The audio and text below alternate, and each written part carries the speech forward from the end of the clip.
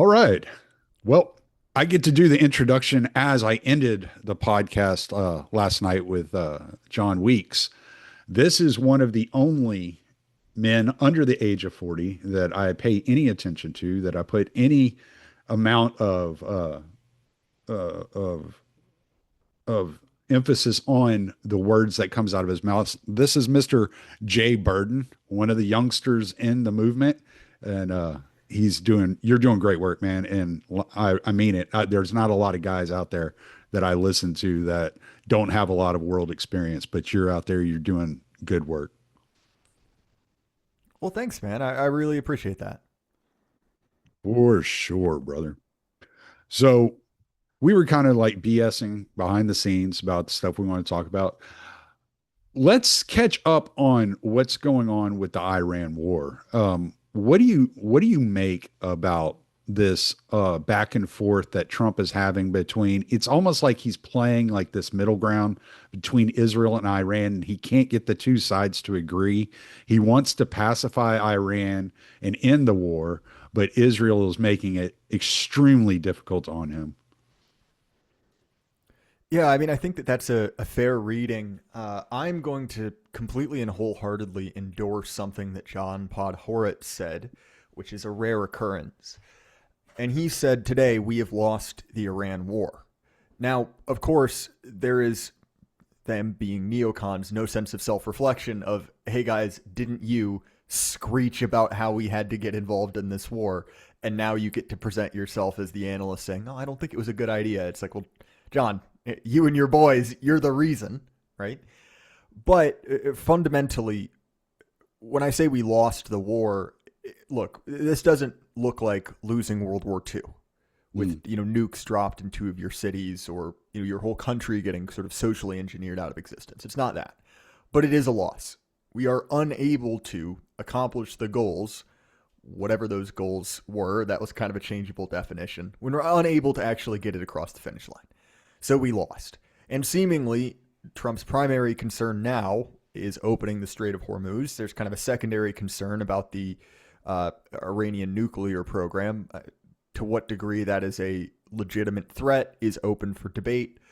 But nonetheless, that seems to be the objective. And to put it bluntly, if you're suing for the status quo ante, if you just want everything to go back to how it was before the war, you're not winning. Mm-hmm. Right? That's not the guy who has the upper hand, who's in a position of strength, not the position he takes. Obviously, bringing Iran and Israel to the table is going to be difficult. A large part of the reason it's going to be difficult is that we have, to say alienated Iran is perhaps an understatement. We have, and our allies have routinely used negotiations as a cover for attacks. That's happened in this war. Of course, it's happened to, representatives of Iran, representatives of Hamas, which is obviously deeply connected to Iran, even outside of the bounds of the Iranian Republic. Right, there was a strike in Qatar. So, point is, when we're talking about the difficulties of bringing Iran to the table, there are really two separate difficulties. Which is one, getting them to sit down in the first place and actually talk things out. Because that sort of, I guess, general understanding that if you agree to a talk, you're going to stop fighting, or at least you're not going to attack the people that you have said, hey, let's talk it out. We violated that. And understandably, the Iranians are cautious because, let's be honest, we've killed quite a lot of their leadership, obviously including the Ayatollah himself. So that's part of it. And I think another one is that the Iranians seem to realize the position they're in, which is they have the upper hand here, and they're making us hurt. Sure, obviously the pace of the conflict has decreased. We're not launching nearly the kind of ordinance we were 6 months ago. But fundamentally, Trump is in a bad spot domestically. He will very likely face mounting political pressure to solve this. And I don't pretend to know what's happening inside Iran, but it seems as if they've made the calculation that they can wait. Mm. They've already gained an immense amount of power when it comes to controlling the strait. That is now theirs, one way or another. And fundamentally, I think there's part of it that they just enjoy watching us squirm. And I can't really blame them for it. I think that's very understandable, very human. And then as far as the Israelis, if I can be blunt about it, who the hell knows, man? They seem to be irrational, like just completely and totally frothing at the mouth insane. Right. Just look at figures like Podhoretz, obviously seemingly contradicting themselves. And so those two parties are not going to want to come to a conclusion. I think that Trump perhaps genuinely does want a resolution, but at a certain point, he can't make them agree to stop fighting. Now, it is entirely possible that a wedge will be driven between us and Tel Aviv. And when I say entirely possible, I don't mean likely. I mean that is a mathematical possibility. Such a thing could happen. But realistically, that seems to be the problem, that we are waging this war for someone else and for someone else's benefit. And if we're talking about Trump's domestic woes, you have two things. One, of course, we have the midterms coming up. I'm not going to forecast what will happen, although Trump is at a historically low approval rating. He's suffering among demographics that he won with in 24, young men, guys under 30, guys under 40, but also white non-college educated voters, sort of his core base. And is that because there are guys out in the oil field talking about the Greater Israel Project and all this sort of stuff? No, I doubt it. And maybe oil fields wasn't the best comparison, but they're kind of blue collar guys who brought Trump into office. Not necessarily. But when you got in as basically a protest candidate, when you got in as a way for people to express the fact that they were unhappy with Biden, they were unhappy with how bad the economy was, when you promised them a golden age, and seemingly your entire administration has been dominated by a foreign war most people don't particularly care about, which has hurt people at the pump, which has hurt people when they go to buy groceries. And we can get into the specific economics. I say we can. One could. I don't know anything about economics. But I think for a lot of people, they basically look at that and they're like, well, dude, what the heck? Come on, you said you were going to make it better. And not only did you not make it better, you made it worse. Right. For no reason. You picked a fight with Iran on behalf of someone else. And look, I don't think this is going to be the same shutout that we saw, in 2018, a blue wave, for a couple different reasons. One, Republicans have played electoral politics well. They are benefiting from redistricting in a way that the DNC is not. The DNC is hurting financially in a way that the Republicans are not. And let's also be honest, Republican AGs have been able to get a lot done as far as cleaning up voter counts. Now, Trump lost the SAVE Act. That's going to hurt him for two reasons. One, the actual nuts and bolts of voting, but also it's sort of symbolic of all the things he tried to get done and didn't. So I think it's up in the air, to what degree the two chambers go blue. They will certainly move that direction. It's also important to bring up that the Democrats are facing a number of, and this is going back 2 or 3 years, a number of different retirements, deaths, and other things affecting their kind of top line leaders. Now, obviously, Lindsey Graham is dead, but South Carolina is so solidly red that functionally it doesn't matter in the same way some of these other seats or some of these other states do. So the only reason I'm bringing that up is that there is a narrative on the more distant side of politics that Trump is going to get crushed in 28. That he's going to be forced to have to learn the consequences. And I would like that to be the case. I think that that would be good to basically, show that there are consequences to this sort of action. But I think it's entirely possible, even if it's a little uncomfortable to think about, that he might skate. He might be able to avoid a lot of the externalities. Maybe not all of them, but if he holds on to the Senate and loses the House, sure, he's not in the position he's in now, but the chances of him going to jail or getting, hit with some sort of massive investigation is comparatively smaller. And I think that's a big part of the frustration many people have had with regards to this war, is that the whole time myself and others have been saying, hey, this is going to waste a ton of political capital make people mad at the Republican Party and mad at the president for reasons whether legitimate or not. And guess what? The Democrats said they're going to send you to The Hague.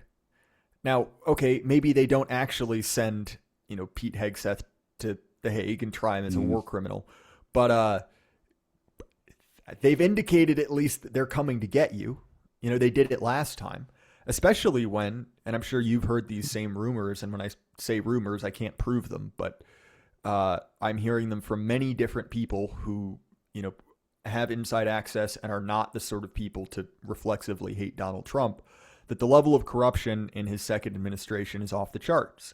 And if he got hit with a $500 million settlement because of a minor accounting error for a form he didn't prepare, well, if he's actually done something, he's probably going to get got for it. And let's be honest, even if he hasn't actually done anything, they're going to get him anyway.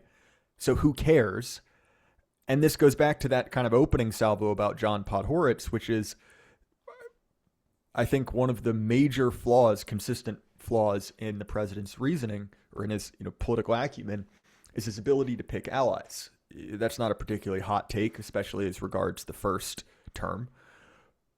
But the fact that he took the counsel of men like John Podhoretz, that he took the counsel of men like Mark Levin, and we are seeing in real time them turn on him, right? We're seeing that those loyalties were fleeting. And look, I say this, like, I'm not a MAGA guy. I wouldn't even consider myself a Republican per se. But at a certain point, even if you hate the fighter, you've got to recognize a good game plan or a bad game plan, right? You got to call balls and strikes here. And I think that's what makes this so frustrating, is that seemingly this whole war has turned out to be a massive disaster for America. And let's be honest, hasn't particularly helped out Israel. Now, that wouldn't make me like it if Israel was getting everything they've wanted. But it does sort of bring up a really important question. Why are we even doing this? Because seemingly it has only made things worse for really everyone involved other than the Iranians. And I certainly have my sympathies for the Iranian people, getting 200 girls blown up, because of, arrogant U.S. Intelligence decisions. That would make me mad. But I'm not an Iranian patriot. I don't particularly care about Iran. And if I had a choice between starting this war, empowering Iran, and $4 gas, or not doing any of those, that's what I would have chosen. So that's a very long answer, Tommy, to your question, but that's kind of my reading on the current situation. No, that's good. You said a few things I want to cover there. It's funny though, because the night before the war with Iran started, I was actually texting with Kyle Matovic, and we were texting back and forth about the possibilities of going to war. And I was like, dude, I don't see the benefit. I don't see the positive to it. I don't think it's going to benefit Trump in any way. And if there's anything we can say about Donald Trump, the one thing he is most worried about, concerned with, is his legacy and the way that people view him, especially after he leaves office. He wants to be remembered as one of the greatest presidents in history.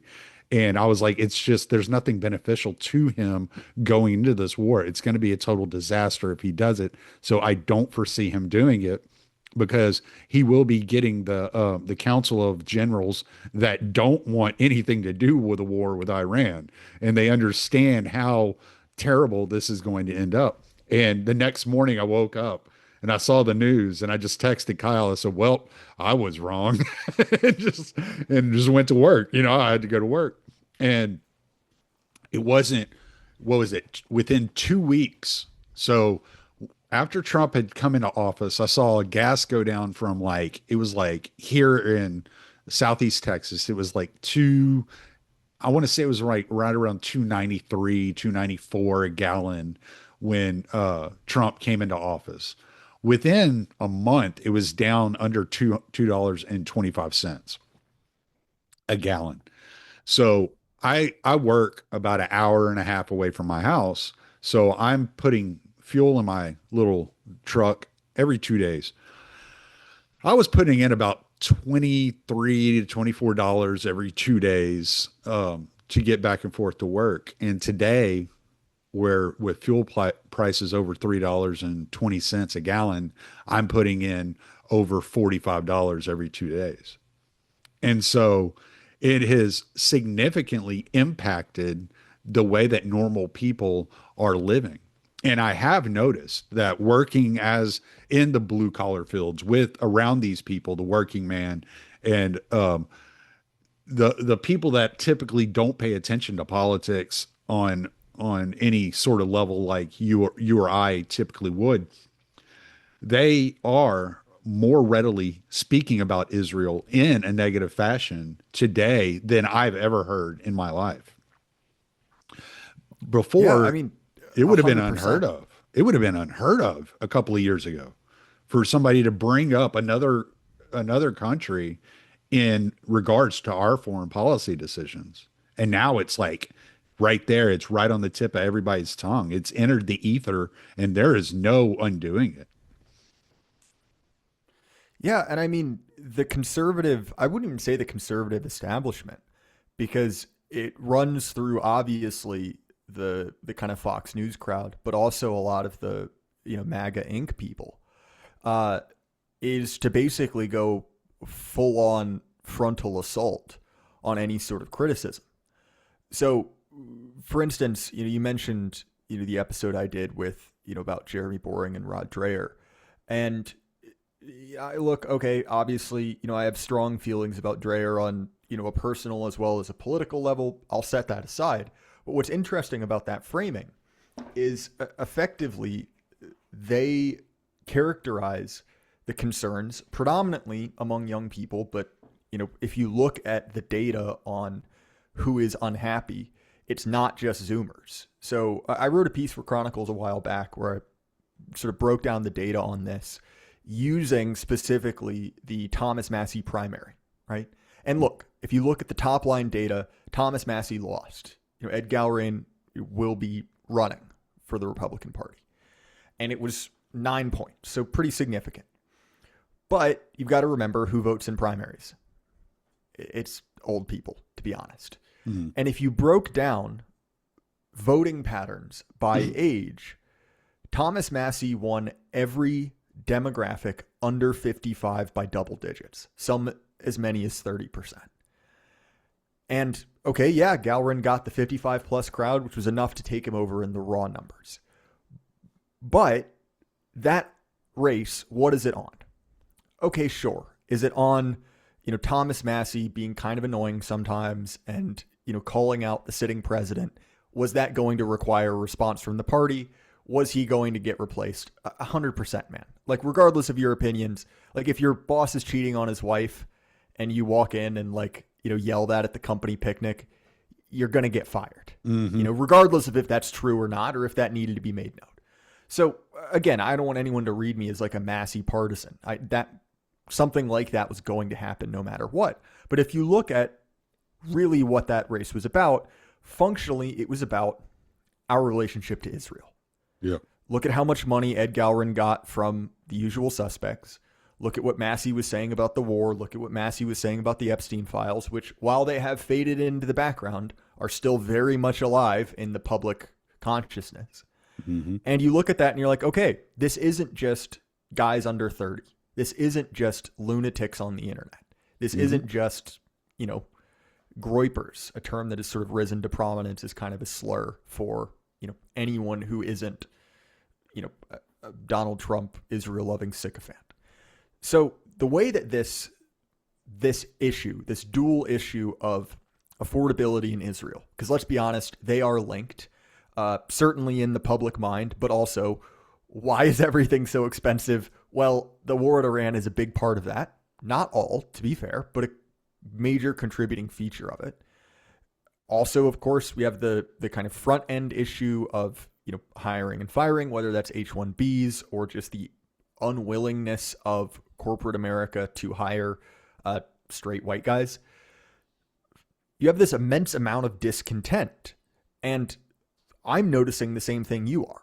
It's not like I'm only picking this up on the internet. I've had to budget a lot more tightly than I normally do. Mm-hmm. I drive, a giant 30-year-old Toyota, so it's not great on gas, which means relatively marginal increases. I feel them, let alone, basically going up by over $1 a gallon. And the response from that kind of conservative establishment, MAGA Inc., whatever you want to call that block, the non-dissident part of the right wing, has basically been to attack those guys. It's for character assassination. So the easiest framing to identify is the woke right. Mm-hmm. The idea that, oh, if you're calling our relationship to Israel into question, if you are unhappy with anything that can be identified as systemic, well, you're a mirror image to the college SJW. You know, the blue-haired, problem glasses, wearing woman from 2016 that you saw Ben Shapiro destroy and the pixelated sunglasses, edit on to the image afterwards. Because, and this is their argument, you don't have a concept of personal responsibility. You think it's all someone else who's ruined your day. And so you're entitled, right? You think that you just deserve whatever the issue is at hand. And understandably, that's making people really mad because, again, this recently flared up over a conversation that a TPUSA guy was having with a college student. Innocuous little message where this kid said, I don't know, man, I just feel like burritos shouldn't cost $20. Okay, what is that worth? It's an anecdote, right? Is the kid actually bringing out a calculator and figuring out how much a burrito costs? No, it's a round number, whatever. Mm-hmm. But of course, you get all of these responses in the same vein as the woke right criticism. It's the connection. Basically saying, oh, young people are so entitled. They think they deserve a burrito. Don't you know you can make a burrito cheaper at home? It's like, yeah, man. Yeah, no, thank you. We figured out how to cook. We understand that. Right. But, right, the idea is, oh, you're stupid. You're wrong. You feel like you deserve a burrito. And one, I don't think that's the feeling that most people have. I certainly eat out from time to time if family's coming through or it's a special occasion, but it's far from every meal I eat. But the criticism put forward by that college student is a pretty basic one. That, hey, something that used to be really normal is now becoming more of a decision, right? Yep. It's gone from being something that, like, when I was in high school, I'd go and grab, some cheap food from Taco Bell, and my order was almost exactly, because, again, I did this a dozen times, $5.18. Yep. If I wanted to remake that order now, it's like $10. Yes. So you look at that and you're like, okay, I can run the math on what inflation should be, which is, to be fair, not all Donald Trump's fault, but let's also be honest, a large part of it is. And that should be more expensive, but it shouldn't be double. And again, when you were a president who came in and sold this as a golden age, the new golden age for America, we're back, we're going to be richer than ever. And you're not only not richer, you haven't stayed the same, but you feel like you're poorer than you were in high school, at least functionally. You feel like you have to be more careful that something as cheap as like shitty Mexican food is becoming, if not a luxury, at least something you have to think about. Right. That rankles people. And I don't think that is, this sort of lack of personal accountability. It's like, no, I get it. I could have made some decisions in my life that would have paid off better or worse for me. I'm not saying that every American has a birthright of a certain amount of shitty Mexican food every year. But fundamentally, it feels like this system isn't being run for my benefit. It feels like I'm getting screwed.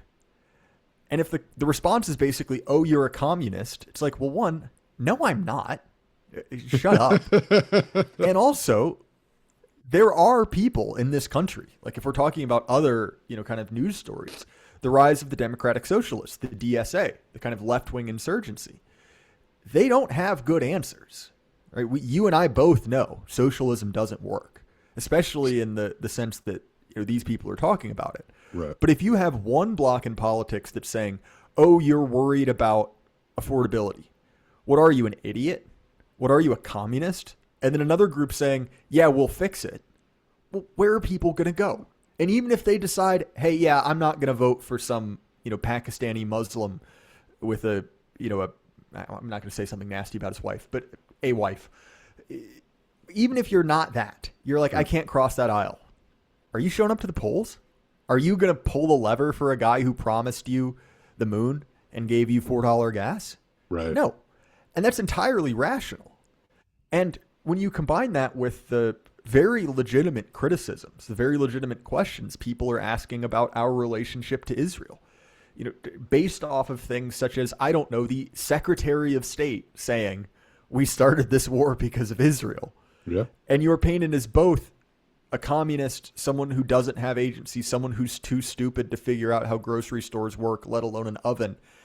And then also you're attacked as, a racist anti-Semite who must be purged, who we have to get rid of. You're like, well, what are you offering me? Especially when so many of these conservatives cast themselves as principled liberals, cast themselves as the defenders of our constitutional order, who view the reason that they use this line of attack, the woke right, is that they say it is not merely the fact that they are insane race communists. That's not the only thing that's wrong. Their tactics, the way that they think, the things that they do to grab power, the cancellation, the denunciation, calling for people to disavow their friends, that's illegitimate. That's wrong.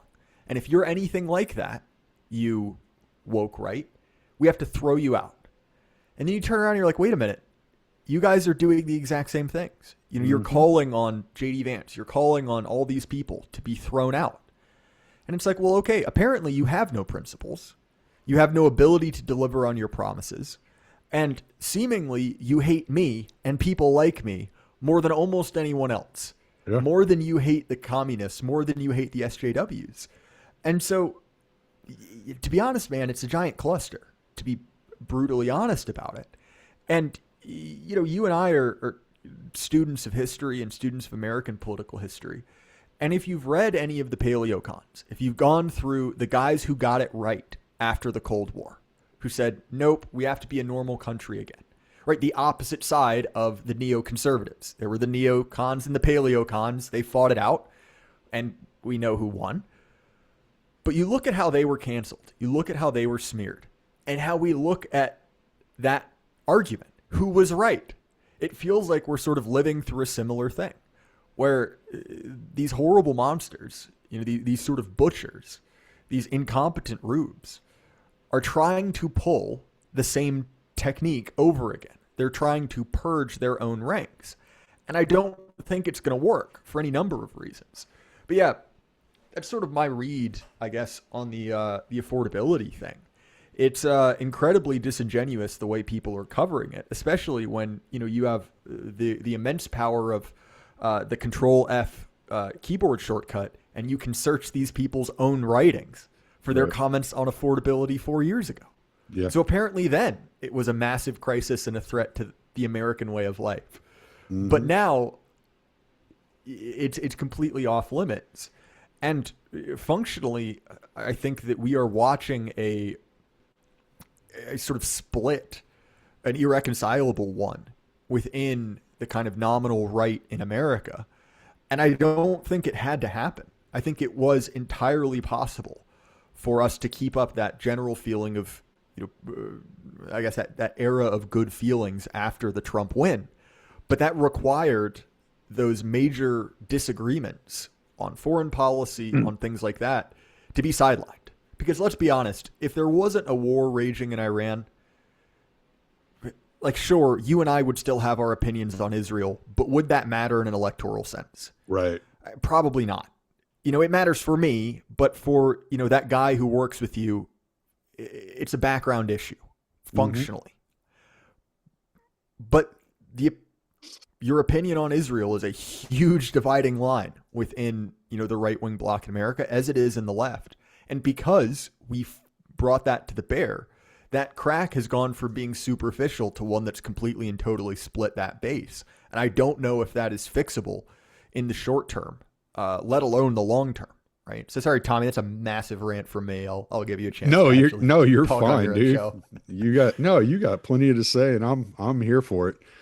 When you mentioned affordability, man, one of the things I was thinking of whenever you were talking about it was like, okay, So they gutted this country of the manufacturing industrial base of the country, turned us into a service economy, and now people can't afford the services. So what happens to the service economy, right?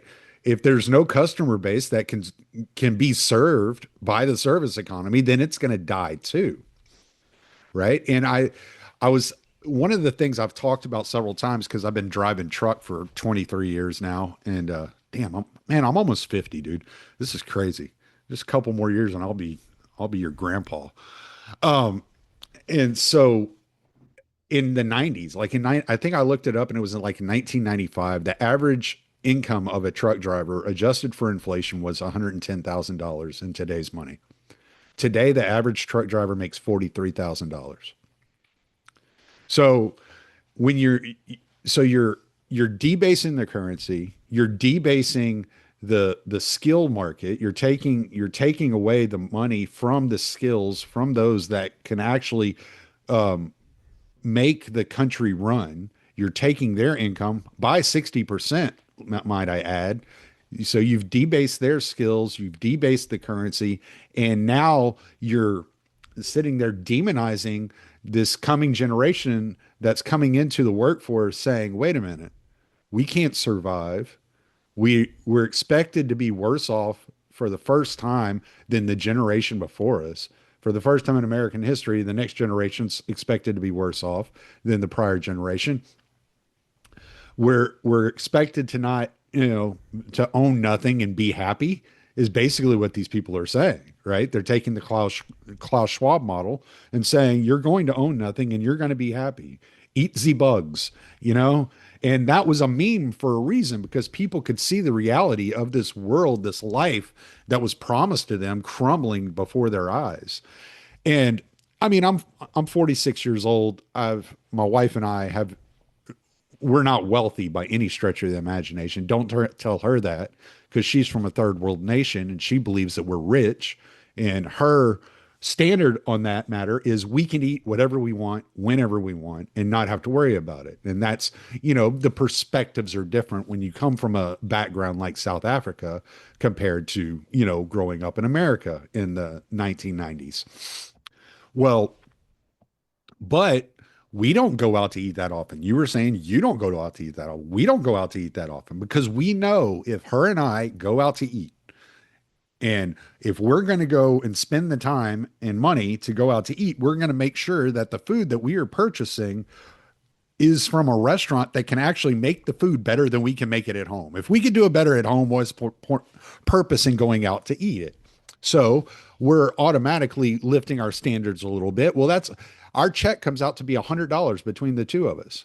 If I go fishing on one of my days off, I'll spend 20, 30 bucks, between gas and bait and getting out, whatever I need, hooks. If I have to replace some hooks or leaders or whatever I have to replace, I'll spend 20, 30 bucks on that. And then on the way home afterwards, I'll be like, oh, okay, I want to stop and grab me a taco. And I'll sit down at this little taqueria in a little town close to me. I'll eat a couple of tacos, have some chips and salsa, maybe have a beer, and I'm looking at $40 after a tip, just for me. So the fact that people are complaining about the inflation and the decrease in our standard of living based upon the inflationary market and the debasing of the skills market, like it's actually a valid complaint. And Donald Trump, one of the things he promised was to address this whenever he came in, that we need to bring the manufacturing base back and repair the Rust Belt and bring back, the auto market to Michigan. Go ahead. You were about to say Well, something. and no, and honestly, cars are another great way to examine this. So this is kind of a hobby horse of mine. Uh, the price of vehicles, both on the new and used market, has exploded. I did some rough math on this, and it's not exactly apples to apples, but if you could make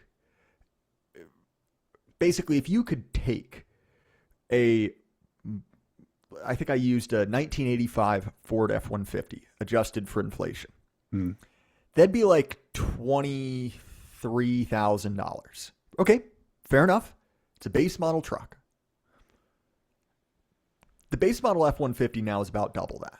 Mm-hmm. Round numbers, of course. But you look at that and you're like, okay, fine. Cars have gotten more expensive. There's more stuff on it. It's way more powerful. I get that. Well, what about used? Used cars have also gone up basically 2 to 3 times in relation to average American income. Mm-hmm. So this is another aspect, right? Your ability to do what you're supposed to, quote unquote, do, right? You're supposed to buy a good used car and drive it into the dirt. Well, one, we're not even talking about the difficulty of repairing and keeping a car running, which, look, there's a reason I drive a 30-year-old Toyota. It's because it is functionally easier to keep something with nearly 300,000 miles on it on the road than a new car with much less miles. Setting that aside. But even then, just talking about how much it costs to buy a used car, that's become a bigger part of your yearly budget, right? A bigger amount that you have to earmark for that. And when you say, well, that's basically what's happened to your car. That's what happened to your housing cost, whether it's your rent, whether it's your mortgage. That's what happened to your grocery bill. And you start to look at this and you're like, okay, well, everything is getting more expensive at the same time that wages are decreasing. And you look at this and you're like, well, sure. Are there guys who can beat the odds? Are there guys who can make that work and succeed and are, just doing awesome? 100%. But we're now talking about things that previously were assumed as being part of a basic facet of the American life. That if you weren't a massive fuck up, you weren't, a drunk, you weren't arrested, you could keep down a steady job, you'd have that. And we're seeing those things becoming luxuries. So I don't really try to avoid, going over kind of names and social media drama, but I thought this particular post by Seth Dillon of the Babylon Bee was kind of the perfect encapsulation of this. He was responding to a guy who was complaining about Elon Musk being the world's first trillionaire. I'll be honest, I don't really care that Elon Musk has $1 trillion. He makes rockets. If we're going to have a trillionaire, that's a cooler reason to be a trillionaire Right. than being some random banker. Fine, whatever. But this guy was saying, I'm 55 years old. I've worked since I was 15. I'll never own a house. And now we have a trillionaire. Complaining like, oh, that's so unfair. Mm-hmm. And all right, like, I don't agree with that specific element of it. But Seth Dillon quote tweets this and he's like, you know what? Mocking him. He's like, I've been playing tennis since I was 16. I never won a tournament. I don't have any professional sponsorships. And now some kid from Italy is the best player in the world. Isn't that unfair? Making fun of this guy. But here's the thing. Owning a house is not the same level of achievement as being a professional tennis player. Right. These are orders of magnitude different. Like my great grandmother who, recently passed away. She's, married at 16. Her husband worked in the shipyards and died of shipyard related injuries 50 years ago, right? Mm-hmm. She owned a house. Her financial success is not equivalent to being the top tennis player in the world. That was a that's a working class existence. She never had a lot of money. She had a lot of kids. It was, even at the time, not a prestigious job. But it was enough to own physical property, right? And so you look at that and you're like, well, so now we're taking something in living memory, right? Her children are still alive. And in that amount of time, this has gone from being something that, a widower could do. Someone who had a marginal pension from her husband's union could afford, to something that for people my age is a luxury.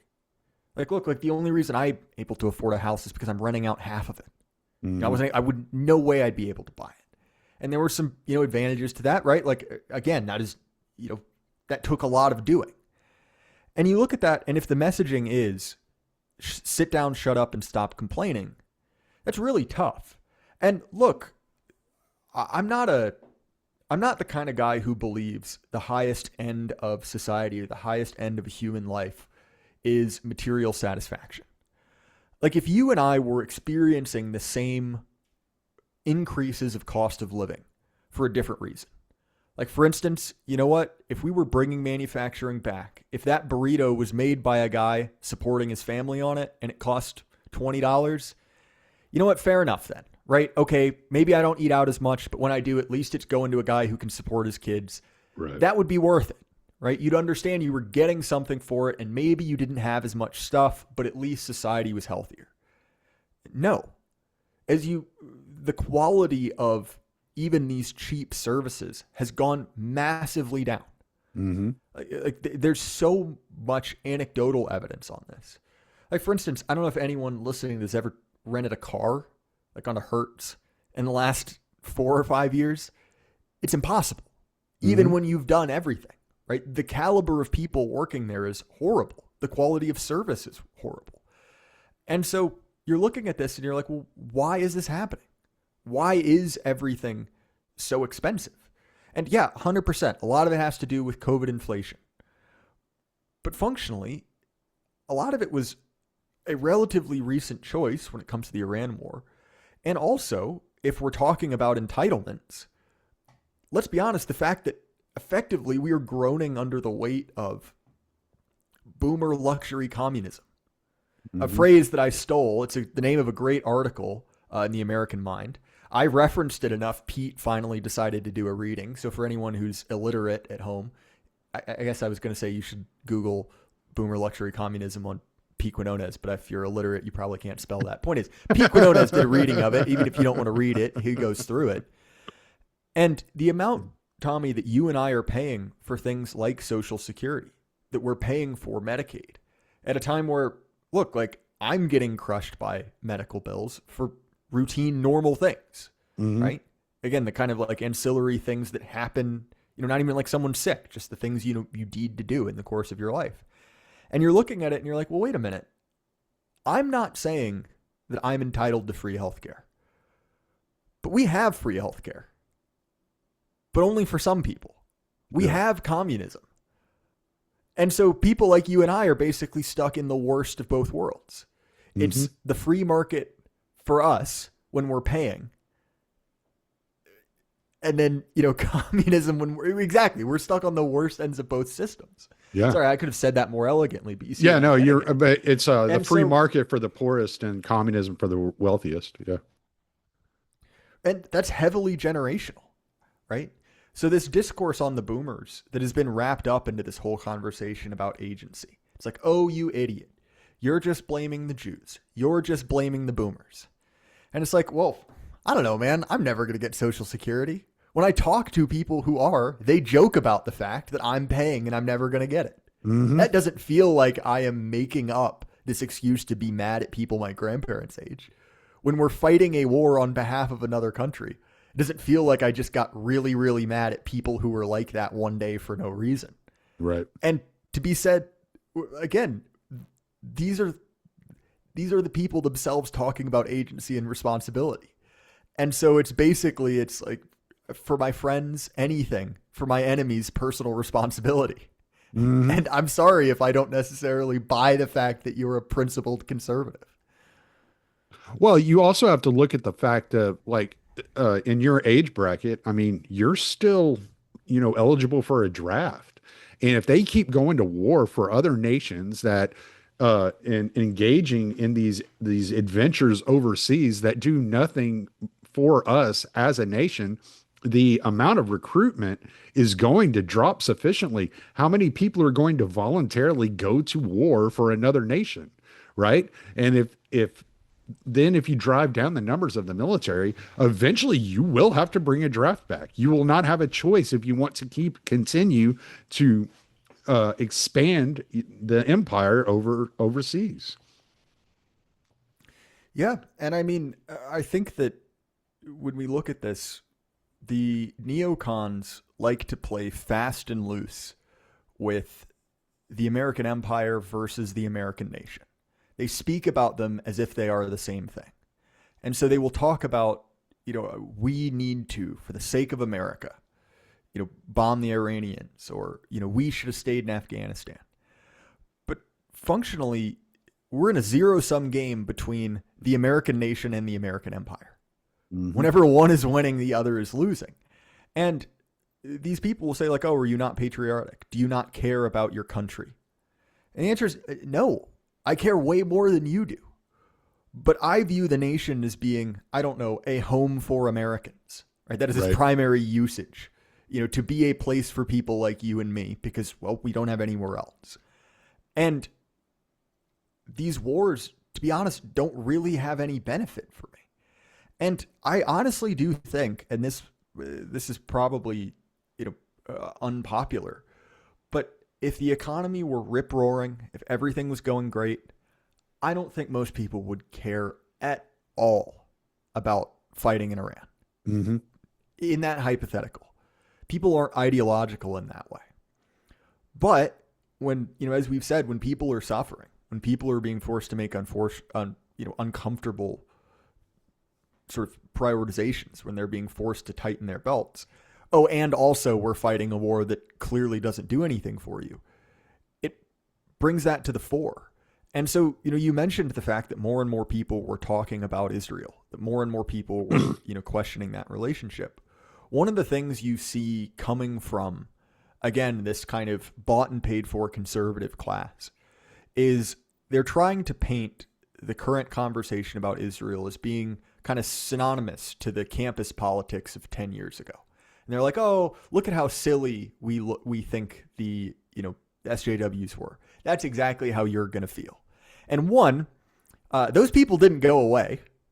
They're still in the same positions they were. How many people really got fired by Doge versus how many of them are back? So I think that's a premature celebration. But also, like, this idea is well and truly out of the bag.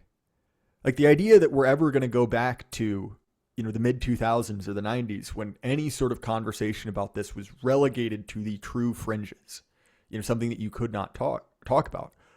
Dude, it's not happening. We were talking about, MMA earlier. And look, like, as a pure show, I thought, the United States, the 250 event was a ton of fun. Like, the fights were great. They had a live band that kind of kicked ass. Like, I'm going to be honest, I'm a sucker for that sort of stuff. Mm-hmm. So putting that aside, what happened there with, current champion Sean Strickland? Well, he gets uninvited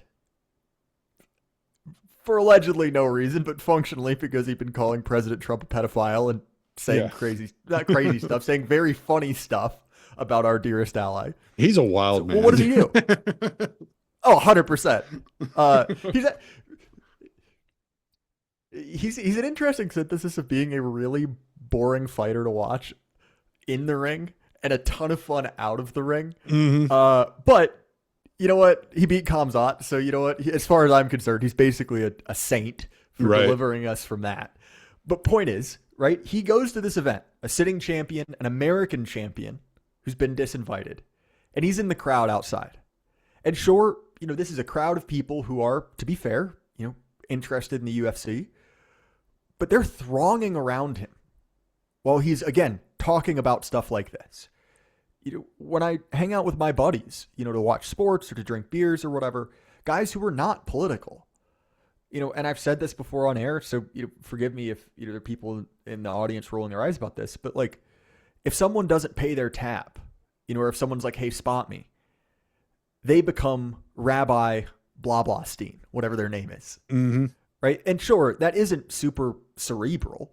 That isn't, a nuanced opinion about our relationship to Israel. That isn't, even particularly political. But it signals that idea is well and truly out of the sacred. You can talk about that now. Mm-hmm. In the same way that, looking back on it, 400 or 500 years later, you and I can talk about the sun being at the center of the solar system and no one cares in the slightest, right? It is no longer a contentious idea. And clearly this issue still is, right? You can get fired from your job. People will try to cancel you from conservative media. But I don't think there's a way to put that cat back in the bag because it is so transparent. It's sort of apocalyptic in the sense of like, an apocalypse, something being made known, the hidden revealed.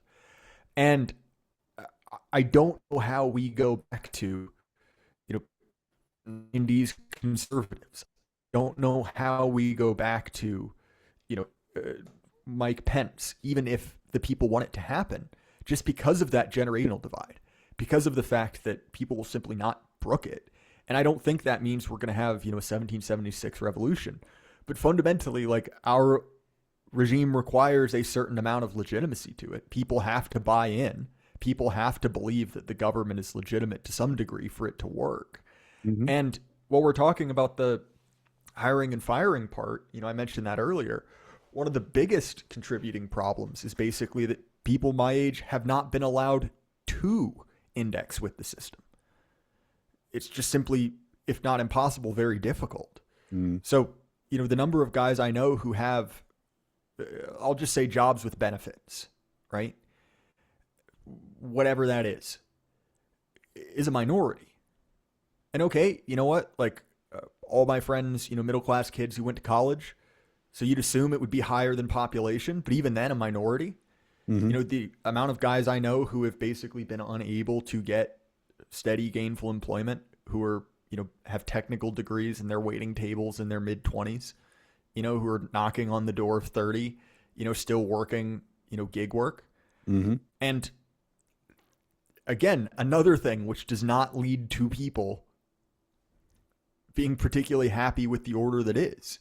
Right. And the idea that you can paint the sort of numbers we've seen coming from Bloomberg about, the preferential hiring of basically everyone other than white guys since 2020.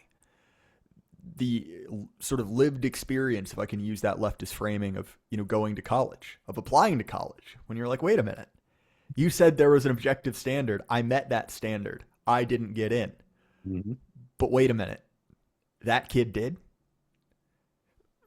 Again, I don't know how you bring those people back on the plantation when seemingly there's been no effort to fix any of the underlying issues. And so fundamentally, I think we're headed for a very, very unstable situation, because at the same time, what is the direction that the left in America has taken? Well, the energy is on the side of the DSA. They have had their own internal struggle over Israel. It's still happening.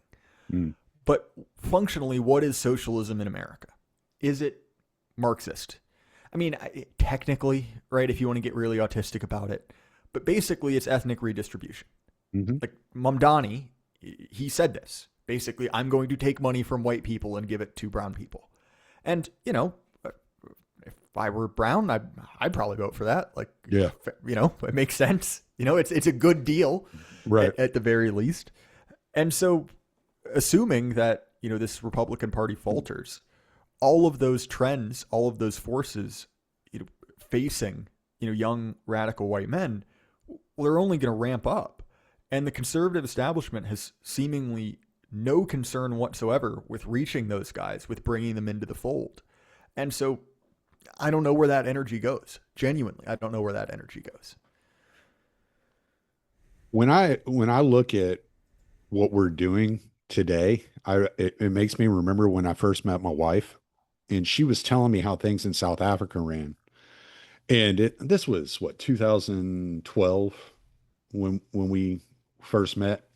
And she was telling me that they have quotas on how many of the doctors in South Africa must be black. And it doesn't matter what their education is or how successful they are in going through their courses.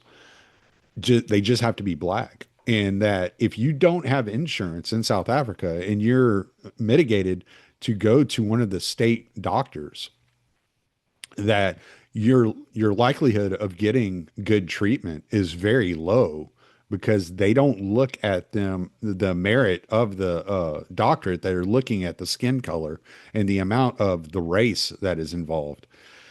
And I look at what we're doing here now. And, Charlie Kirk had made this comment one time before that if he's getting on a plane, knowing that they have a quota for the amount of black pilots they have to hire, and his pilot happens to be black, he's going to think twice about getting on that plane.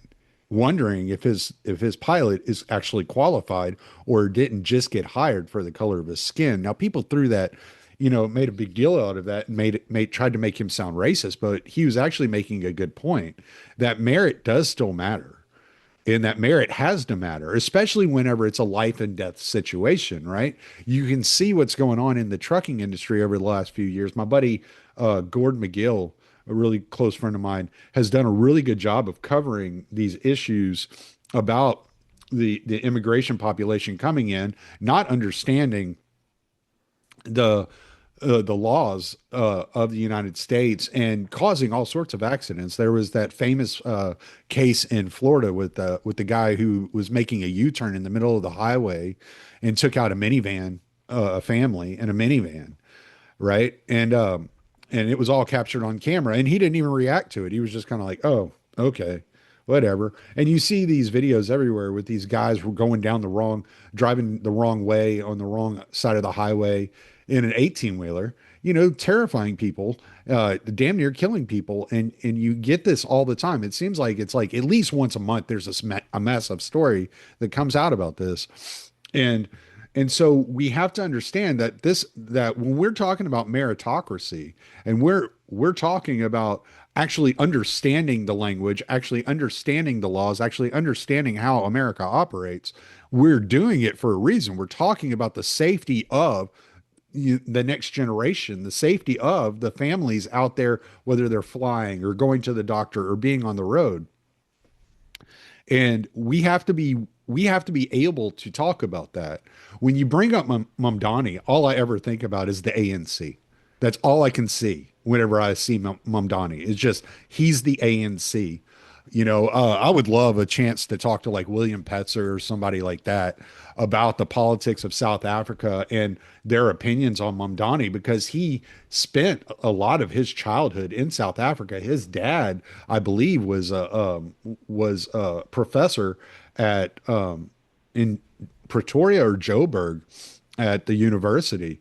And they were, into the Marxism and deeply tied to the ANC there in South Africa. But we have to be very careful that the road we're going down, whether it's the tearing down of statues and trying to end history, the quotas based upon race, all these things are leading us down a dark road to which the most dangerous jobs, the most important jobs out there, whether it being a doctor, whether it being a pilot, whether it being a truck driver, all these jobs are being taken up at the lowest skills possible, and it's going to cause a great amount of damage and harm, even more than it has to this point.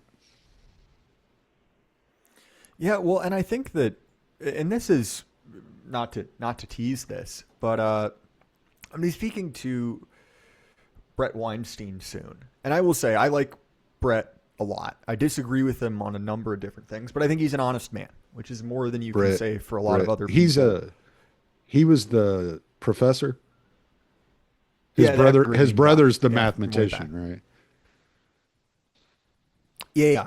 Yeah. Point Okay. is, he did an absolute I banger get them too on Tucker's confused, show not so too I just long wanted to ago. make sure Fair, I knew which one was but which. the reason I even bring it up, right, is that you hear liberals, and I use that, this is not a slur when I use it in this context, it normally is, but talk about the danger of identity politics, right? Talk about how this is not a situation we want to be in for society, that can promote this kind of tribalism. And fundamentally, my question for people like that is, look, at a certain point, that becomes survival, right? If everyone else is doing that, at a certain point, like you gotta play it, like you gotta play team sports. Like, this is a tortured analogy, but you saw this exact same thing happen, early in the UFC, where it's like you can complain as much as you want about jiu-jitsu not being real fighting, but fundamentally, in order to win at the game, in order to keep around, you've got to at least understand it, right? You've got to at least be proficient at using that tactic. And so I think that is the realization that many on the sort of exterior are coming to, of like, well, wait a minute.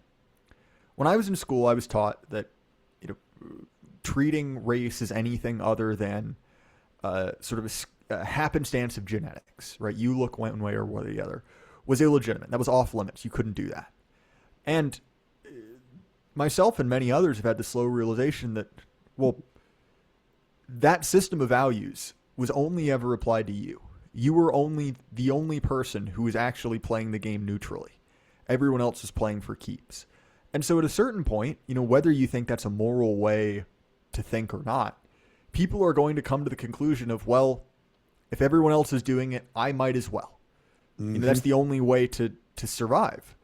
And okay, you can say, I wish that weren't the case. Yeah, sure, I guess I do too. But that is the rules of the game. And I was talking to, it's been, almost a year now, maybe more than that. Jim Jatras, right? Orthodox guy, one of the kind of OG paleocons. He's a great dude. Writer. And he was talking about the birth of an American ethnos, really, in the sense of there being like, all of these differences between, Italians and Irish and North and South kind of collapsing. And, sure, I still think the regional thing is a big deal, less so than it used to be. But functionally, when I look at the conversations happening in, younger right-wing circles, they're close to that. They're within spitting distance, at least, of white people viewing themselves as a distinct ethnic group with their own priorities. And yeah, would it be better to have politics based off of things other than race? 100%. But that requires a homogenous society, right? That requires that to be so common it's not useful for politics. It's not a meaningful distinction anymore. Right.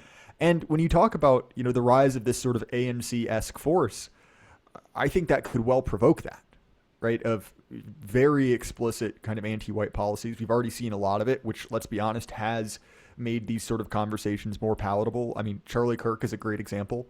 Compare Charlie Kirk in 2024 to Charlie Kirk in 2016, and they're very different on this issue. And, I give him credit for that. But I think that there's this desire from the conservatives to go back. And that's been the case. I mean, and I've said very nice things about Pat Buchanan, but like even you see it in him even, where it's like he wants to go back to the America of his childhood. He wants to go back to the 50s. And we've seen that exact same dynamic over and over again. And now the conservatives, if they've, I say both, well, some of them have aged, but also we're seeing nostalgia more and more for the 90s or even, the 2000s. They want to put all of these conversations back in the box. They want to stop talking about Israel. They want to stop talking about race. But I think the problem is these issues have become effectively undeniable. Like, I'm sorry, no matter how many graphs you show me, no matter how many times you call me an idiot, I notice that things have gotten more expensive. Mm-hmm. I notice that industries, trucking among them, have been taken over by these ethnic mafias. Mm-hmm. I notice that it's way, way harder for me or even the guys younger than me to get into school than it was for my parents or for my grandparents. Right. I bring this up all the time. There's a kid that I know who's, 6 foot plus, captain of the soccer team, good grades, everything. And yeah, he went to college, but he went to what, even when I was applying to school, was like your third choice. You're like, oh, well, I know I'll get in there. Well, tears down from where his parents got into, who were, I assume very smart young people, but nowhere near that accomplished. You look at that consistent pattern of downward mobility. You look at that consistent pattern of, to be honest, basically, dispossession. And you say, look, man, like, I'm not asking for a handout. I'm not asking for free stuff. But this looks like this game isn't fair. This looks like the only thing this machine won't do is let me win. That is just not, a thing that this box does. And so I don't know if you can blame people for basically saying like, yeah, let's do something else. Let's play another game. Let's pursue something elsewhere. And as kind of an anecdote to that, the amount of energy I've seen going towards building, and whether that's, building small businesses or creating, fraternities or political associations. Dude, it's off the chart. I mean, down to the point where, I get a call from a guy today. And this is a guy who still has a flip phone, right? He is not on the internet in the slightest. Yeah. And he wanted my advice because I didn't even realize this, but he basically started a sort of, religious fraternity that's getting really big. And he's like, hey, I know you know a lot of people interested in similar things. What should I do next? And okay, I don't know why he called me. It may not have been his wisest choice. But point is, if those signals have gotten to guys who aren't on the internet, who aren't, terminally online, who aren't following every little bit of news, it seems like the sense in the air, the zeitgeist, the feeling is basically, hey man, like the system doesn't have anything for me.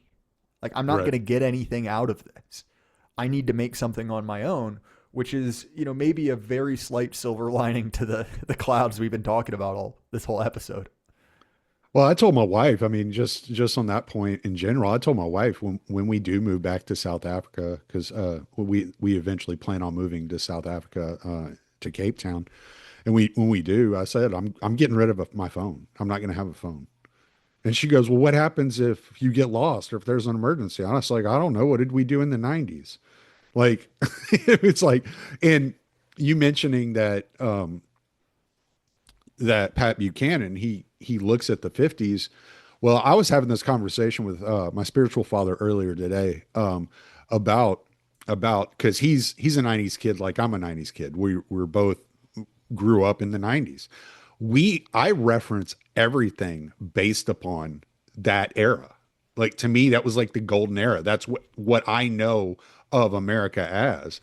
And we were talking about like we're specifically discussing what my children are going through because my kids they range between 21 and 29, and we were talking about the digital age and just the amount of just degeneracy online.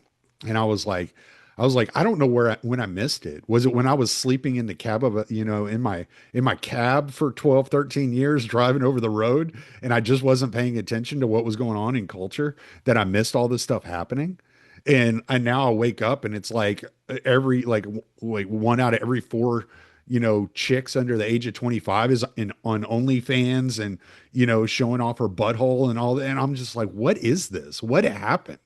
Like, who hurt you? Yeah. Like, what is going on to make this okay? Because in the world that I know, the world I grew up in, the world I recognize, that wasn't okay. Like the whole trans agenda, pushing it on children, that was never okay. Like that would have gotten you arrested like back in the day. Like you would have been in serious trouble for doing stuff like that. Well, not even in the 90s, in like 2011. Yeah. Yeah. Like not that wasn't that long ago. And it's really all of that stuff is such a huge windfall to the conservative movement. Because you can just say like, hey, we're against that.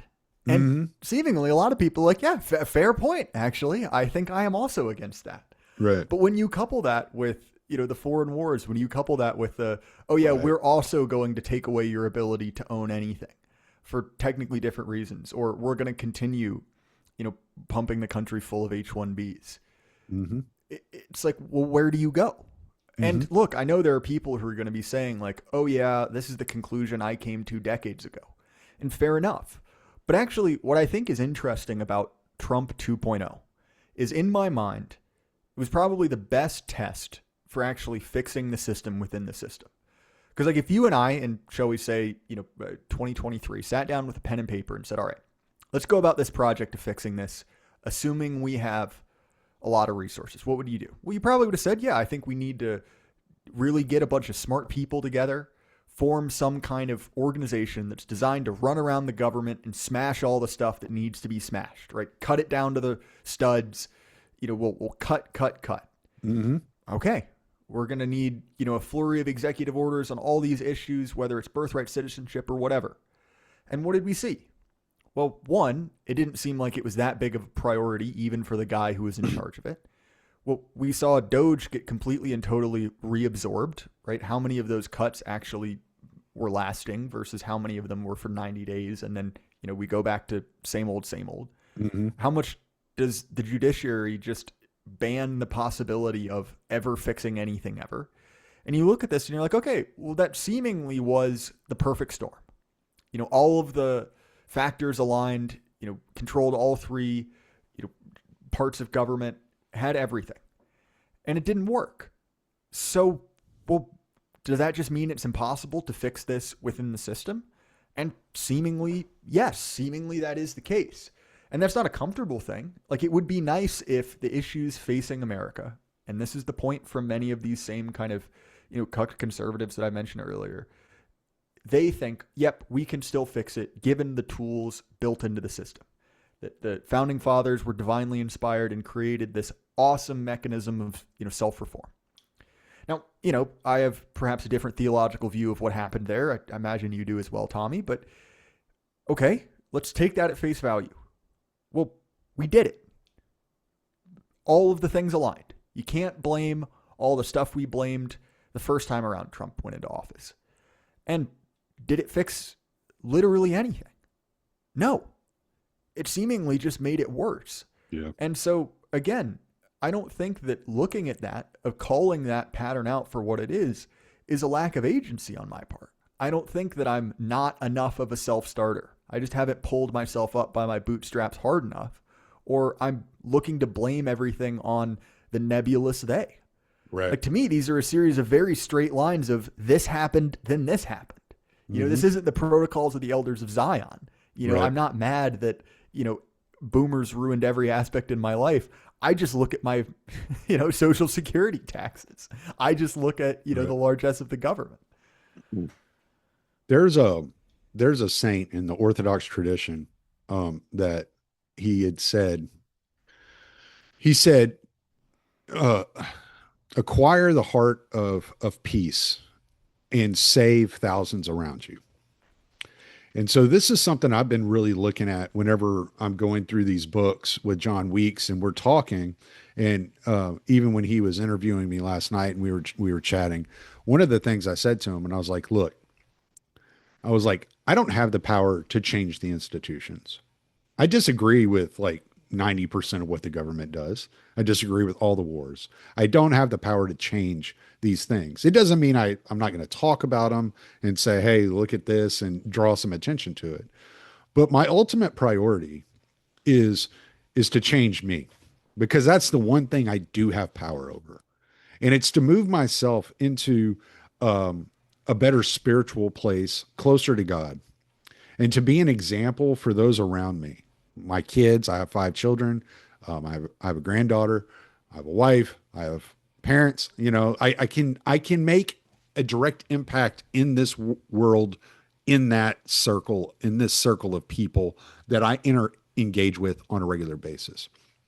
And if you get enough people, you get enough momentum moving in that direction of changing the world around them and changing it for the better, that's when you're going to see the changes. They're going to come from the bottom up, and the government will change, much like how the Apostle Paul did eventually convert the Caesars. Not directly, but he did eventually get the message of Christianity into the politic of Rome. It was done from the bottom up. But he had to change those circles around him, being the apostle and moving forward in that way. I say all that not to preach to people, which some people might accuse me of too much, but to say that what I'm seeing with the growth of the Orthodox faith, what I'm seeing with the growth of like traditional Catholicism, is that move back to those traditional values and that traditional understanding of spirituality and what it actually means and what it's actually intended for, and the way that it changes the world, and it's revolutionary in its roots and in the way that it engages with the world. And we have to be better about understanding that it is our job to bring the church out into the world and not allow the world to infect and invade our churches and begin to change the churches. And that is something that we have to set boundaries on, much like we set the boundaries of the nation, the boundaries around our homes, the boundaries around our relationships. We have to set the boundaries for our churches that we're not going to allow the infections of, the secular world to infect our churches, and that instead we're going to bring the faith and the grace of the church out into the world and watch it spread that way. And until you have that, and like I said, we're seeing that occur. We're seeing people come to that realization. Young Gen Z people are coming into the traditional faiths. I'm not one of these debaters that's going to get into the difference between Catholic and Orthodox, and well, I don't care. I'll let other people. Y'all can go watch Alex Soren for that kind of stuff. I'm not doing it. But we're seeing young people want to root themselves in these traditional faiths because they are beginning to understand that the sickness we see around us is spiritual, it is not physical, and that until we fix the spirit of this nation, we're not going to fix the material well-being of this nation. And that's part of what the problem is, and there's not going to be a shortcut. Yeah, I mean, genuinely, I think that, and there is this sort of repeat pattern, and you see it in both scripture and kind of our own political history, that bad times can create a spiritual strength that plenty does not. And so, look, I think that if you're a betting man, you have to bet on things getting worse. But that might not be the worst thing long term, right? That might be a sort of necessary medicine. And yeah, okay, given the choice, if I could, wave a magic wand and gift America the economy of, 1996 or 1956, yeah, 100%, I would. That would be directionally better. But look, the economy being bad, political privation, those are things that people like us, whether on a religious or a cultural level, have overcome before. And so I think that there's this desire to be a sort of prophet of doom, right? Mm-hmm. To say, it's all over, the end is nigh. And who knows, it may be. I'm not entirely convinced. But the idea that it is an end, that it is all over, that's not true, right? People have survived much, much worse. Again, given the choice, I'd prefer not to have to be in that, framing of endurance or that framing of kind of, overcoming. But, you don't get to pick when you're born. Right. It is very much, how you respond to the cards dealt to you. And yeah, I mean, I think that presents an incredible opportunity, because if you look at a lot of the people who have created the situation we're in, it's easy to talk about how, boomers are out of touch. It's easy to talk about how they're unrealistic, that they don't understand how the world works. Some of that's age, okay? But I think another part of it is basically growing up in, the craziest increase in personal wealth and autonomy in human history, mm-hmm. right? They got to, ride the roller coaster. And I think it's important that, we don't look at that and say, oh, I wish I was the boomer. Mm-hmm. I wish I had been able to do all of that. Because, and not all, of course, this is the broadest generalization about millions of people at one time. But you look at that experience and it's like, okay, well, it did make you wealthy, but it also made many of these people spiritually impoverished. Mm-hmm. And so, I think it's important to say, like, despite all of these complaints about the economy, these complaints about the material framework, that is not the determinant factor in having a good life, which, to be fair, however cynically, is something that, you hear many of these conservatives say. And they're not wrong. It's just they're not giving you that advice with good intention. Right. They're not saying that so that you can make yourself better. They're saying that to you so you can shut up. Yeah. And that does not, impoverish the individual advice, of course. It's just important to understand why someone's saying that, in the same way that, well, pulling yourself up by your bootstraps is actually the best, personal advice, at least immediately.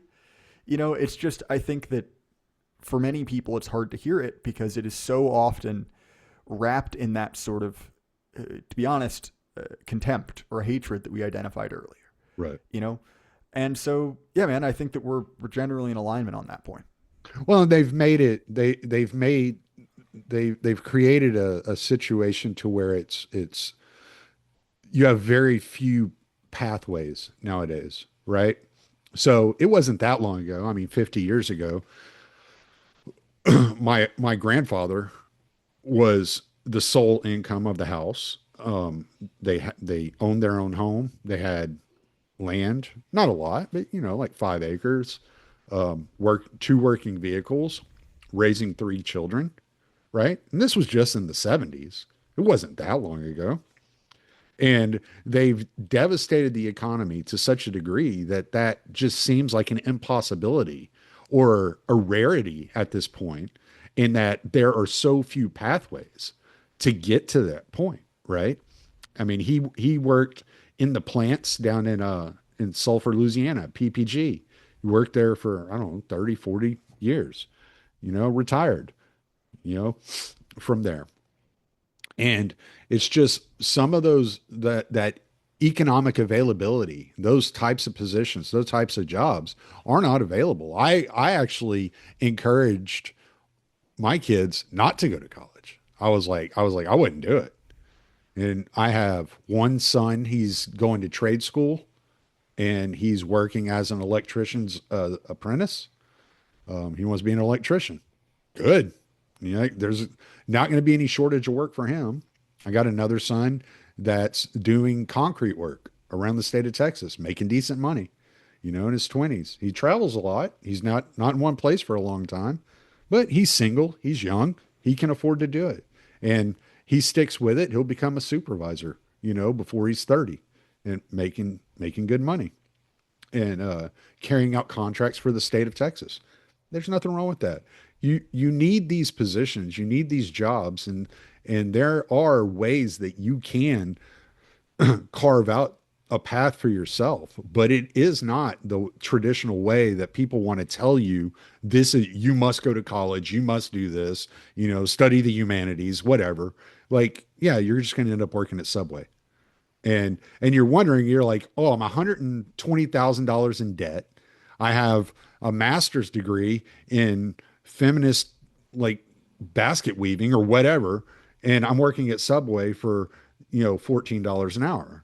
Like, what happened here? And it's like you were lied to, just plain and that coming to that realization that you've been lied to about your potentiality, about what awaits you out there in the world, that will make anyone angry.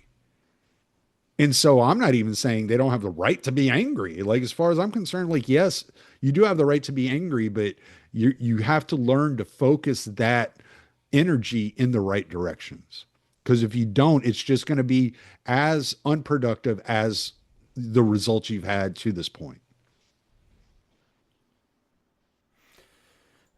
Definitely. And I mean, I think that, there is a lot of legitimate anger, but there is definitely a problem with people kind of stewing on that and identifying with that in a certain way. Now, look, like, another common critique is people say, like, oh, you're engaging in grievance politics, the politics of grievance, which is like, look, man, that's how everything works. Like, the American founders said, hey, we've got a set of grievances. They, they wrote it down somewhere. You may be familiar with it, but I look at specifically groups, like self-identified incels, not in a slur sense, but, guys who are really torn up around the relationship between the sexes. And I get it. Many of their complaints about family courts, many of their complaints about, the relations between the sexes are entirely fair, legitimate, and real. Right. But you look at that culture and you're like, that's not going to fix it. That's not really a solution there. Mm-hmm. That's basically a pity party. Right. And so if we're talking about, possible dangers, possible pitfalls, I mean, I do think there is a chance of sort of creating from first principles a sort of like white Jesse Jackson, you know, of kind of re-engineering exactly the same kind of dysfunction that Right. we've seen elsewhere. Now, I wouldn't necessarily put that as my kind of top line concern, but you do see that pattern, right? There are ways to mitigate that. And telling someone, yeah, you know, this is going to get tough. I'm not in charge. I can't fix it is maybe not the most fun thing, but like it is real, right? It does make things better. Right. How are you on time? I got to run relatively soon. I have enough time to wrap it up, but yeah, sorry, man. I've got to No, no, that's dash my fine. roll. You brought up incels, so that made me think of the UFC. So I thought we could talk about the incels of the UFC. But no, that's fine. Let's wrap it up. Fair, dude. We should do just a straight up MMA show. I did one a while back where I brought on a great writer, the guy who runs the Chivalry Guild, who has a great book I've got somewhere around here. Fully intending to have a conversation, and I just ranted about how much I hate TKO and how I felt really bad for Conor McGregor for like an hour and a half. Barely let him get a word in edgewise. So, point is, if you and I want to go down there, we've got some material. Yes. Yeah, we'll have to set that up. We'll definitely do that. Maybe after this horrible fucking show that's coming up. Oh God. Well, oh, dude, 330 here's what looks I'll so say. bad. 330 looks so It bad, dude. does. I'm just like, come on. I was like, I understand y'all like had to stack International Fight Week, and then you had the White House card where you stacked up all these great fights. But man, 330, you have one good fight. That's it. And I'm pretty sure that Islam versus Ian Gary is going to be boring. I mean, because Yeah. Ian Well, and Gary is one I'll of the put it most this way: boring fighters. it takes a lot, like really a lot, for me to root for the Russian Muslim guy. Like that's pretty close to my first rule of MMA, which is who am I rooting for? Whoever isn't, a guy with a beard and a bowl cut, right? But Ian Gary's done it. You have to give him Yes. credit. And it's not just the fact that he's an incredibly boring fighter. He's also uniquely insufferable. He's And so retarded. I am going to watch it. I know I am. But I'm going to hate myself the whole time. And I think I was at least texted you before or after the last card. I don't know why I keep doing this to myself. Because I look at it, I'm like, that's going to be trash. And then 48 hours later, I'm watching it. I'm like, I knew this was going to be trash. And then when it's done, I'm like, this was trash. And I'm mad at myself throughout the whole thing. So basically, what I'm saying is this is an abusive relationship, but I'm pretty sure Dana still loves me. Yeah. Well, 333 should be good. So we got that Yeah, coming up. really. And was that in October, I think. 333 looks like it's going to be good. It's going to be Volk versus Evloev and Jan versus Davalishvili 3. So that should be a good one. Oh, that is going to be good. Yeah. Yeah, I'm. Oh, Oh, and they just all announced right. I'm excited again. yeah, they just announced a fight for 332. Talbot is fighting Figueiredo. Yeah. So Yeah, so that'll be a good fight. Figueiredo is gonna get his freaking career ended finally. I hope. I was really impressed by Talbot's win over Cejudo. Mm. Uh, Now, obviously, Cejudo's not to say washed is probably an aggressive term, but he's been on the decline for a Yeah, he's while. older, and then he Uh, retired for 3 years, and he came back. I mean, like those things. It's like expecting McGregor to beat Max Holloway, right? It was like, even if that fight would have gone into round two, McGregor wasn't winning that or fight. yeah, It's like there was no way but McGregor point was is, beating I thought Holloway. Talbot looked really good. Particularly his wrestling looked very good. Right. But all I'm going to say is the fighter I've had the most fun watching in the last couple years on the come up has been Kill and Skull Killed. An Mm. like even by the standards of the UFC, very difficult name for me to say. But his most recent win was very, very impressive. And I mean, he's had great power. His grappling has again been not to say unexpectedly good, but you see a new up and comer who has a flashy KO, and you're like, all right, I've seen this one before. But yeah, his last fight was an incredibly dominant performance. And here is the UFC matchmaking I want to see, just because I think it would be fun. But they'll never do it because it would be fun. He is ranked just under Pimblett now, and Pimblett's loss to Gaethje has aged very, very well. Very well. Now, Pimblett is not an incredible striker. To say his hands are bad is probably an understatement, but he's a very talented grappler. We've seen that proven, multitude of times. Dude, that submission he got I think that would be a fun fight. Nasty. Yeah. Yeah, like this crazy, like, anaconda Peruvian necktie. He called it the hybrid, pad thai. You're just... That's good. I like that. It was awesome. Well, yeah. That's also funny because I had like just gotten into a conversation with one of my buddies where he basically, to be fair, he's much better at jiu-jitsu than I am. So, take this for what it's worth. Where he basically said that the Peruvian necktie was fake. And not to say that it didn't work, but like functionally it never happens. Right. And then like 12 hours later, I'm like, look at it. Yeah, see, I told you. Now, does that change how that fight works out between me and him as it happened literally this morning? No, I still get dog walked, but, That's funny.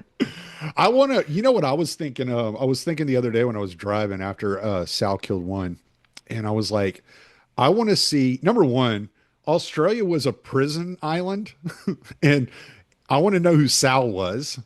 Because someone in his family killed Sal. So I want to know who Sal was. And number two, I think Sal killed versus Hooker and Perth would be the biggest freaking thing you could do. That would be, look, I slightly worry that we're into, like, that the Dan Hooker's had a rough couple fights. And just knowing, again, parasocially, but the Dan Hooker persona, he has the potential to have a very nasty end of career. Yes. Because clearly that man has no concept of quitting. And so I slightly worry that, he turns into sort of a Tony Ferguson-esque figure where you're just like, please, I don't want to remember you like this. Stop. Just retire. Just stop. Have you seen he's doing those 1-minute fights? Yeah, they're great. It's like the best thing on the internet. It's amazing. But yeah, no, I love Dan Hooker. I remember when they booked him to fight Justin Gaethje last year, I was so excited. And then he broke his hand and he had to have surgery. So he had to back out. I was like, oh my God. They asked Dan Hooker, why do you think they booked you versus Justin Gaethje? And he's like, because they want to see someone die in the octagon. Fair. I will say, I have for a long time loved Justin Gaethje so much. Yeah. And I saw this comment after 250, which might be one of the greatest Cinderella stories of the 21st century. Like, just such an amazing. I wanted him to retire. Everything about it. I wanted him to put his gloves down and just be like, I did it. And it was that photo of him where he's in the Oval Office looking at the Constitution or the Declaration on the wall. Oh, yeah. And it was just during his walkout, 2 lines transcribed over it. And it just said, on paper, Topuria wins, but Justin Gaethje can't read. And I thought that was the perfect take on it. That's amazing. That's one thing I do miss about X. I don't see all the memes. That's not worth it. But that was just one of those ones. That's a good one, though. Yes. I wish I would have said that. Yes, that's brilliant. That's brilliant. I love it. All right, man. Well, plug what you got to plug. We'll continue our MMA talk some other time. Maybe after we have a good card, we'll just do a review. Maybe we can get Yeah, we should. Maybe we can get MMA Guru to join us. That'd be fun. That dude's a blast, dude. The one positive development in MMA in the last year and a half, and we're scraping to find this, is seemingly they've basically forgotten about women's MMA.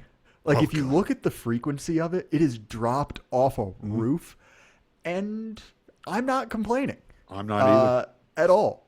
Yeah. Your quality of life goes up if you just pretend that women's MMA in the heavyweight division doesn't exist, except for Josh Hockett.